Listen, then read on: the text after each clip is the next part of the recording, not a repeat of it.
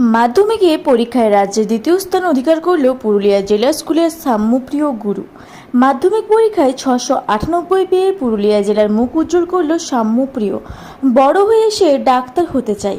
এদিন ফলাফলের কথা ঘোষণা হতেই তার আমডিহা লোকনাথ পল্লীর বাড়িতে রাজনৈতিক দলের নেতাদের সহ পাড়া প্রতিবেশীরা সবাই ভিড় জমায় ও আশীর্বাদ নিয়ে শুভকামনা জানায়। পরীক্ষার আগে প্রস্তুতি পর্বটা কেমন ছিল?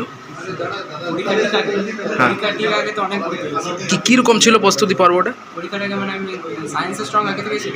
আমি যে কোনো কোশ্চেন মানে এটা মনে হচ্ছে যে 2-3 মিনিট ভাবলে পেরে যাবে। আর্টসে একদমই কাজ ছিল, আর্টসে হিস্ট্রি আর বাংলা একদমই ছিল। প্রতিদিন ক ঘন্টা পড়তে? পরে 10 ঘন্টা পড়তাম, কোনোদিন তো কম হতো, বেশি হতো। মানে কীরকম বলুন না, মানে যদি কোনোদিন পরীক্ষা থাকতো তাহলে পরীক্ষা দিয়ে আসার পরে আর এই এই যে রেজাল্ট, এই ফলাফল কি আগের থেকে আশা করেছিলে তুমি? নাম্বারটা আশা করি।